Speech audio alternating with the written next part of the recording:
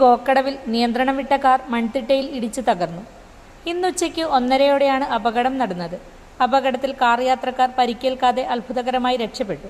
പ്രാപ്പോയിൽ ഭാഗത്തുനിന്ന് വന്ന വാഹനമാണ് റോഡിന് സമീപത്തെ മൺതിട്ടയിലേക്ക് ഇടിച്ചു കയറിയത്.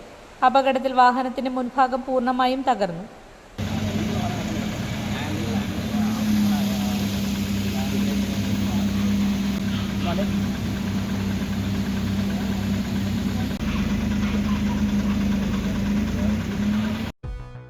നിങ്ങളുടെ വാഹനത്തിന് ഒരു ബെസ്റ്റ് കെയർ ആണോ തേടുന്നത്?